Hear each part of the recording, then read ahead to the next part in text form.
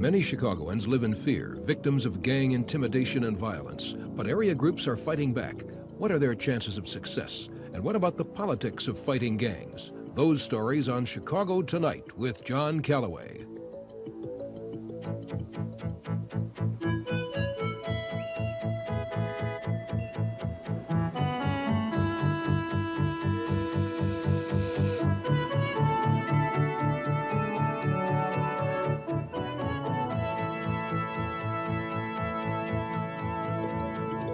This evening on Chicago Tonight, Mayoral Assistant Michael Holewinski, Curtis Sliwa of the Guardian Angels, Roberto Cadero of Humboldt Park Youth Services, Robert Gonzalez of B.U.I.L.D, and B.U.I.L.D board member Bud Arthur discuss gangs with host John Callaway. Good evening and welcome to Chicago Tonight, where this evening we focus our attention on the gang problem in Chicago and what is being done to stop the violence that in recent weeks has shocked this city. Tonight in the Logan Square community, about 65 citizens turned out to hear community and religious leaders discuss the gang activity in their neighborhood. The public interest in the issue has remained high since the tragic murder of basketball star Ben Wilson several weeks ago. Public outrage has brought official response in the form of beefed-up gang patrols. But violence has continued, and the number of gang victims and innocent bystanders continues to grow. Now, we want to welcome Roberto Cadero, the director of the Humboldt Park Youth Services, and Robert Gonzalez, of a field worker for the B.U.I.L.D organization, to be with us. Mr. Cadero, tell us this evening about your meeting and what its purposes were. Well, I think the meeting tonight was a meeting held by the Hispanic Commission on the question of public safety. It dealt with a number of things, and gang violence was one of the things. We went, it was a pretty broad grouping of different people from the community, Logan Square, West Town, and Humboldt Park. And we touched base on a number of the different things that people feel we can do. What can you do? What did they say? I mean, was there a positive sense at that meeting? I think within the group that we were involved in that dealt with specifically with the question of gang violence, I think there was a very positive note. And that comes out of a lot of work that's been done, not in the last week or two, but over the last year and a half. And that's been work that focuses on how do we get a handle on the question of gang violence and start to reduce it.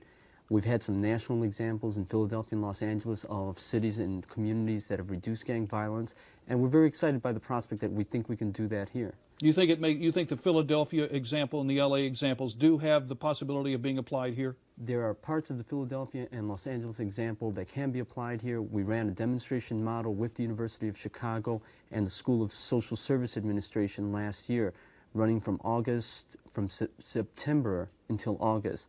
And we were able to impact targeted areas and reduce gang violence in that area. This was with Professor Spergel and the crisis intervention approach to this sort of thing, yes, which has run out of money. Is that correct? That was originally funded as a demonstration model by the Department of Children and Family Services, and it was funded just for a limited amount of time to see if you could impact it. We were very excited by the results of that program. Now, and you represent an area that's had, what, 30-some of the gang murders out of the 60 so far this year? We represent an area that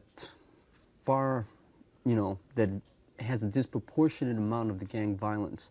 We probably represent 50%. We represent 50% of all gang deaths in the city this year. You combine that with the Hispanic area of Little Village, and we probably represent Hispanic communities represent maybe 80, 70% of all gang deaths in this city, and far out of disproportion to maybe the 15 or 20% of the population that we make up. Mr. Gonzalez, you are a field worker with an organization called B.U.I.L.D, which is broader urban involvement and leadership development, and you are a former gang member. Is that important? Do you think has that turned out to be an important qualification for the work that you do as a field worker? Oh, definitely, because I feel that you have to know the problems these gang members face every day to deal with them. You have to understand what they go through. I mean, would you recommend that former gang members be a part, as I think they are in Philadelphia, the general overall approach to combating gang violence? Definitely. In fact, we do something similar to what they do, street outreach. We do use former street gang members to combat the problem, to break down the animosity between these groups. And what do you do? Well, what we try to do is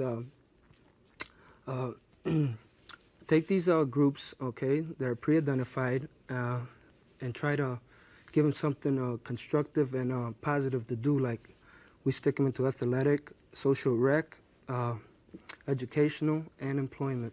How many different gangs do you work with? With 29 total. 29 different gangs. Yes. Are there gangs that won't work with you, that just won't have anything to do with you do-gooders? Oh, sure. We face that kind of problem every day. All right, now we were talking before the program about the murder of Ben Wilson, which just has created the latest outcry. You people have been working on these problems for years. Does the outcry and all of the political and media attention now help or hinder the work that you think needs to be done? I really can't answer that. Well, how do you feel, Mr. Cordero, about that? Is it hype, or is there a chance now that you've got our attention to do something? If we put together some programs that can really go in and impact the problem, yes. If it's just used as another way of, dealing with something politically and for the media's own interests and so forth, I think it's not going to do anything. I think the question is we have to use the attention that's being focused on the problem now to really look at some things that can work and can reduce the level of violence. Is the work that B.U.I.L.D does, is the use of ex-gang members such as Mr. Gonzalez a constructive approach to this? It's one part of something that needs to be done. There's a whole list of other things that need to be included in before you can really impact the problem. Gentlemen, at the top of this program, we mentioned that a number of groups are involved in combating gang intimidation, and one such group is the Guardian Angels. And here with a background report on that group is our correspondent, Bruce Dumont.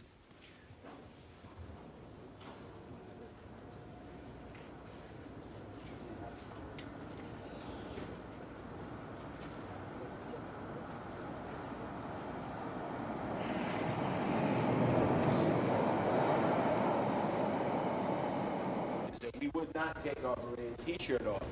So as was in the case of the summer and most recently when our groups have been confronted by the Chicago police, in no way, shape, or form, when they approach, are you to take the Marine T-shirt off. Yes.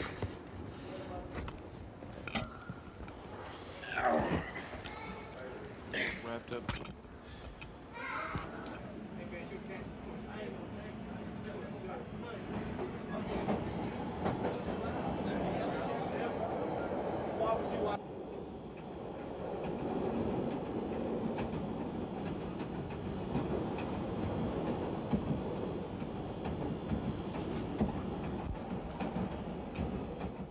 All right, we're having clearly some technical problems on the sound on that report, and we are now going to go back to Curtis Sliwa, who is the national founder of the Guardian Angels, and he's with us live remote on the near north side this evening.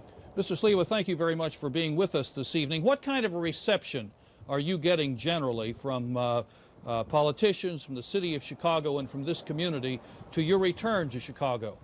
Well, so many of them are screaming out because of the recent wave of gang killings for alternatives. And yet for 3 years, the Guardian Angels have existed in Chicago, and it's almost like we've been kept under the sheets. In my reappearance on the scene, it's just a bang away at the drums at these political and police officials who seem to be giving you the same old solutions that didn't work years ago and trying to re-implement them. What we're talking about is not being given the flea bag treatment, which was previously given to us by Byrne and Breezak administration and seems to be a carryover of Superintendent Rice and now Mayor Washington. The point of yesterday's meeting with Superintendent Rice that we finally were able to get was that he insisted that we take our red berets and T-shirts off when trying to patrol the heavy gang activity areas that have actually caused this recent rise of children's death in the streets of Chicago. Now, the reason that I think that they're asking you to take off the red beret is because in some neighborhoods, the red beret is precisely what would cause some gangs, or at least one gang, to do some shooting at you. And how do you feel about that? Well, there's no question. If you look at the historical preference of the Guardian Angels in cities like New York, Philadelphia, Los Angeles, Detroit, you know, they have gangs there too, and they carry guns, and they don't love the Guardian Angels. But you don't go to the good guys and the good gals and put the pressures on them. Use your Chicago police to harass the gang members. Get them to dawn their colors off and the graffiti off the wall. They're the ones influencing the little ones and turning them into modern-day death squads.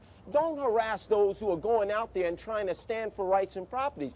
We've had more problems in terms of Chicago police harassing us than any gangs, whether they be on the south, west side, or north side of Chicago. Mr. Sliwa, aside from your quarrel with the police department, I assume that you think that the underlying principles to your organization should be applied to the overall gang problem, not just the patrol, say, of subways, but that you represent community involvement. Is that correct? If you look at the Guardian Angels, it's a cross-section of different peoples of this city, blacks, whites, Hispanics, working together in an interracial mold without weapons or any special powers or privileges, suddenly being the alternative, the positive role model, making it cool to help people, definitely contradicting the negative dogma that has been spread by the likes of Jeff Ford and the El Rukins, or Larry Hoover and the Disciples, and a whole host of other herkimer-jerk people that call themselves gangs in this city. That's what you need, getting at the young people, using the same peer groups. If we've been successful in New York and Los Angeles, why shouldn't we be given an opportunity to do it here, unless possibly we might be showing up some of those political bigwigs in City Hall? Give me brief answers, if you would, to the next questions. Is there any place for former gang members in the community's approach and agency's approach to the gang problem? Some, but not to the extent that Philadelphia let theirs. Theirs is not a generational gang problem. Don't let the foxes attempt to look over the chickens. But I mean, is there a way to screen that out? Can you be professional and make sure that you have people who've gone straight and who know kids who are in gangs and know how to deal with them? It has to be a cross-sectional approach with a lot of community input and with people who are not tied into that political patronage that seems to keep the process of eliminating gangs in the city of Chicago away.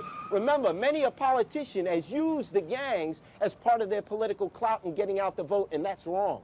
All right, and what about the issue that's been debated so much in recent days in Chicago that we ought to add 500 or 1,000 more police? Do you feel that additional police patrol would be helpful? Oh, no question about it. In places like Cabrini Green, Robert Taylor Homes, Ida B. Wells, here over in the Logan Square, Humboldt Park area, that would help.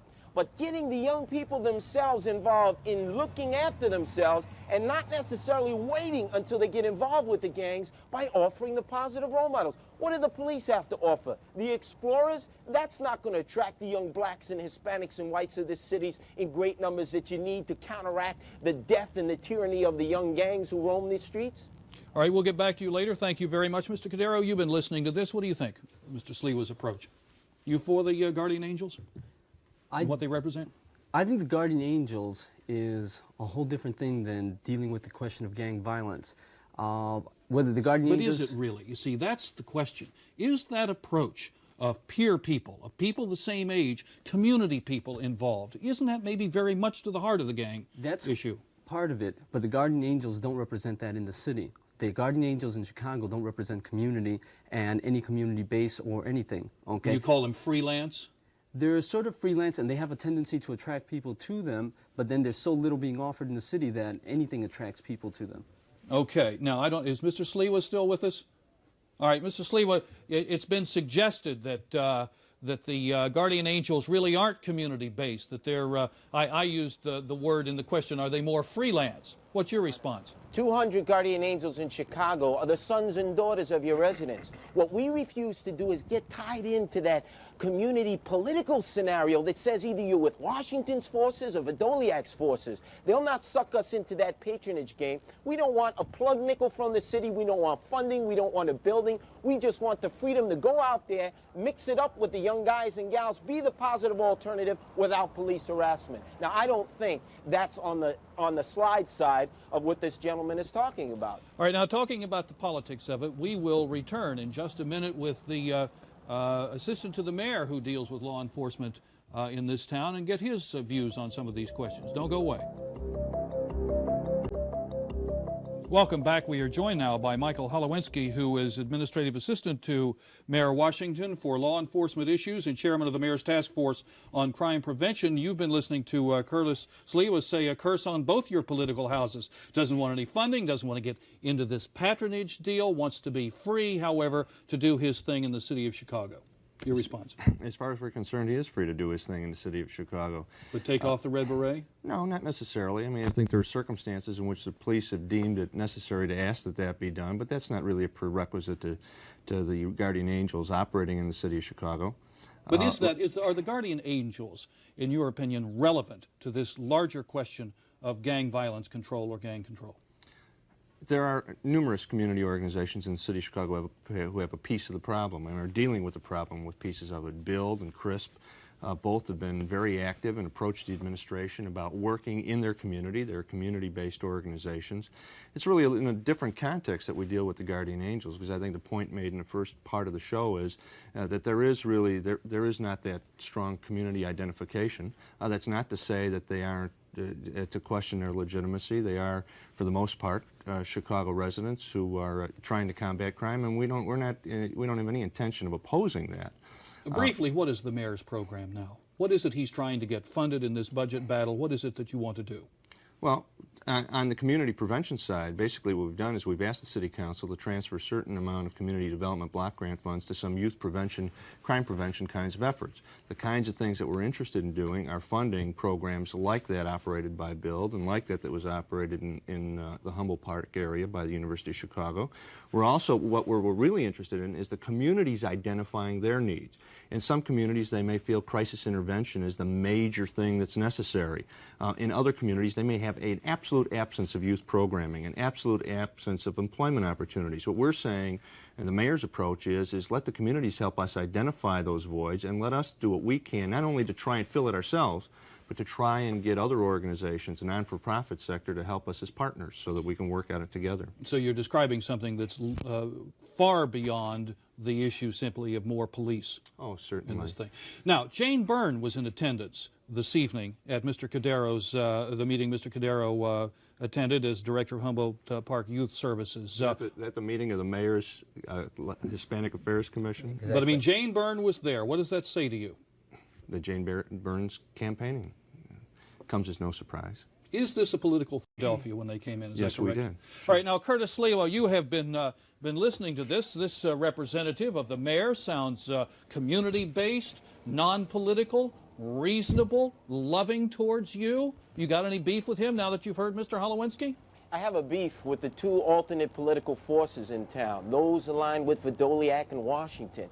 Both of them are afraid to take a real strong stand or make impressive kinds of strides, in which some of them are going to fail because they're looking to the political campaign and hoping that the opponents won't make hay out of some of their initial failures. Mr. Sliwa, aren't you being a little naive to suggest that all of this can occur outside the realm of politics? You might think that you're pure, but doesn't the real world, for better or worse, operate politically, and shouldn't we almost accept that?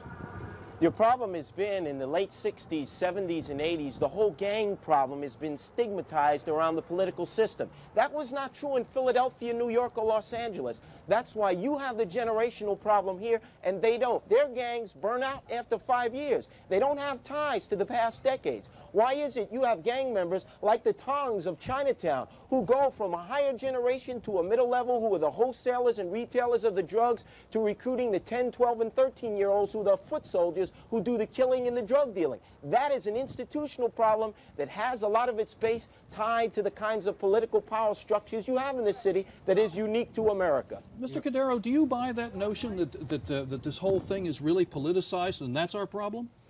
No, and I think he really fails to distinguish with the problems of gangs and gang violence. Gangs have always existed. Gangs have existed since cities started. And I think they're going to exist long after the angels are here or gone. And I really don't believe the guardian angels can affect gang violence. I just don't believe it. And it hasn't been proven anywhere. I don't think they stopped the gang violence in Philadelphia.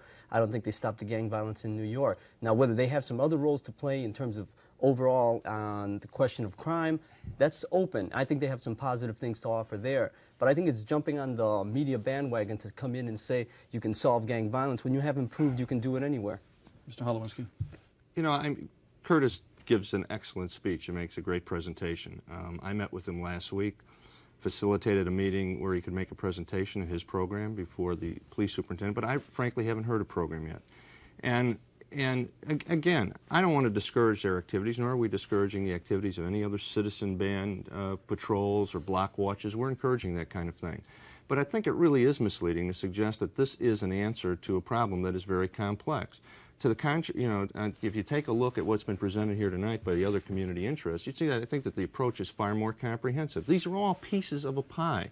They're parts of a solution. None of them is the panacea in and of itself. None of these things represents an entire solution unless we're going to solve the problems of unemployment, of poor education, of really the root causes that contribute to this situation. I think that starts to tie in on it, and I think the only times that we've seen some impact or reduction of gang violence is when you take a comprehensive approach. I think the things that happened in Philadelphia was a combination of things, and I went out there several times, and I saw, you know, mothers and grandmothers who went out on the street with baseball bats and confronted gang members, and I have some faith in that. I'd like to see that happen here in Humboldt Park. You want baseball bats out there with grandmothers? I want the mothers and the parents to go out there and confront the gang members and their sons. You're making the Guardian Angels look kind of tame. I mean, they're just talking about red berets. How about that, Curtis Sliwa? Do you think grandmothers and baseball bats is a constructive thing? You know, Superintendent Rice is worried about us. This guy wants grandmothers out there with baseball bats. These gang members that shoot you as soon as look at you, slit the throats of their own mom and dad. I got to wonder, maybe those trips to Philadelphia have warped his brain. What we need out there is young people themselves counteracting with the peer pressure, not grandmothers and mothers. They can barely control in their single-family homes the young little yahoos and toughs who try to steal their young boys away and recruit and Shanghai them in the gangs. That's not an approach, Okay. and that sure won't work here. Okay, good evening. You're on the air. I wanted to make a comment. I think that the Guardian Angels are, you know, their intentions are good, but I think that their whole presence is very intimidating. All right, the caller says, Mr. Sliwa, that your intentions are good, but your presence is intimidating. Well, our physical ensemble, the red beret and the T-shirt, is to let you know, since we are young, like the gang members themselves, and black, white, and Hispanic, that we're the good guys and good gals out there to protect your rights and property. I don't blame the people of the city for being afraid of their young people when you see that they're acting like modern-day death squads. We haven't been intimidating in other cities and, in fact, never accused of having created a problem. Now embraced by 13 political and police officers and officials in those large American cities that have similar problems to Chicago. We'll take another call. Good evening. You're on the air. Yes, can Mr. Holewinski tell us how much money exactly is being spent by the city, where it's going, and how it's being used by whom? Well, I mean, if we're talking prospectively, what we've done is we've asked the City Council to transfer $1.2 million in community development block grant funds. That's pending before the City Council. In addition, the Mayor announced on Saturday an additional allocation in his 1985 budget for youth crime prevention efforts of $4.5 million. That to be put into a variety of projects that, again, are things identified by the community, but very much employment-based. All right, now we'll go back to the near north side, and standing by patiently with Curtis Sliwa has been, or maybe not so patiently, has been Bud Arthur, who's a board member of B.U.I.L.D. What do you think of the city's program, Mr. Arthur? Well, I don't know that the city has a program yet. I'm waiting to see it. I found it interesting that Mr. Holewinski talked favorably about B.U.I.L.D. as well as some of the other organizations, particularly since we've had a proposal on Mr. Holewinski's desk since mid-September, and we yet to hear a word from Mr. Holewinski or the mayor. Mr. Holewinski? I might also add that, if you'll excuse me, that the mayor is, of course, the honorary chairperson of B.U.I.L.D., and two high-ranking officers of the Chicago Police Department serve on its board of directors. Well, what was your proposal? Oh, the proposal was quite lengthy. It's almost book length. Okay. Mr. Holewinski, it's been on your desk. Have you seen it? I have seen it, and we've reviewed it. It's one of a variety of proposals that have come in from groups who are basically interested in funding projects in the Westtown Humboldt Park area, although the B.U.I.L.D. proposal extended to other communities. It came in at a time, you know, when was not at the beginning of any funding cycle. September, you know, the city's corporate fiscal year begins in January. We're looking at proposals for January. Our community development block grant fiscal year begins in July. The budget for that we set that really starting in January. So it's something that we haven't discarded by any stretch of the imagination. As a matter of fact, we reviewed it in depth when we reviewed our own kind of gang crime structure in terms of So you're saying you reviewed it even though you didn't get back to him? Well, we've met with numerous people from the organization from time to time, and it's one, like I said, it's one of many proposals that are pending and are still being reviewed. Mr. Arthur, it may be book length, but could you give us a couple of chapter headings on what you're proposing? I really could not, John. It's an expansion of B.U.I.L.D.'s operation a broadening of B.U.I.L.D's operation, of working with young people throughout the area that we're currently in and extending out to other areas along the lines of what Robert Gonzalez described to you a little while ago. We have discovered, though, you know, you get into the business of politicizing things, we've also discovered that, and are suspicious of the fact, that we talk to political people and the first thing we hear is how many jobs can we count on? We've been asked that in a variety of places, including Springfield as well as Chicago. And, you know, we look Who asks you that? in Springfield, as a matter of fact, lawmakers ask that question. No, but I mean, can you name names? I will not name names for you at the moment. Why not? I was not asked personally. The president of the organization was asked, and she's not here to say that. So that you don't feel comfortable saying secondhand information? I don't want to say it secondhand in that sense. All right, well now, there you've got another accusation that the political forces are trying to connect up patronage to the approach to gang control. I wonder whether that's really what it meant. Now, that accusation doesn't really impact upon our work in the city of Chicago. I mean, it's not an accusation directed at the administration, but a legitimate question that is asked of a lot of these programs is, what is the job stimulation aspect of it? How do you connect up to the local workforce? It's not geared at patronage. Is that the mayor may want to work with organizations which he can control. I'd like somebody to show me some evidence of that. All right, Mr. Cadero, you've been out on the firing line. Is there anything to this business of patronage and the growth industry of gang control? There's no patronage, but I think the political situation in Chicago right now doesn't lend itself to solutions really coming down.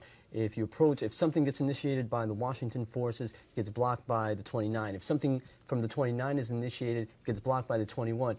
It's sometimes not on the basis of merit. The 29 don't always come up with stuff that's bad, and neither does the 21. Mr. Gonzalez, have you run into politics as a field worker? No, not really. Okay, let's go back to Curtis Sliwa. Can you summarize for us what you've heard this evening, what you feel, and where we're going in this town, where we need to go? Forget the Guardian Angels, forget some of the other proposals. I think the key to it all is Washington-Verdoliak, just like they tried to get Walter Mondale elected and work together, put aside their political differences and wipe out the death squads that are killing the children of Chicago. Nobody is going to gain politically if this continues. They've got to do it, or the problem will continue to grow and completely get out of control. How long are you going to hang around town? Well, you can bet your last George Washington in your pocket that this is not just here for a quick in and out. We intend on getting in public housing, getting into the schools, and implementing our program with or without the help of the city. From the cold of the near north side, we want to thank Curtis Sliwa and Bud Arthur for being with us this evening, and we want to thank, in the warmth of the studio, the comparative warmth, Michael Holewinski of the Mayor's Office for being with us, and Robert Gonzalez and Roberto Cadero for being with us. And we thank you for being with us. I'm John Callaway. Good night.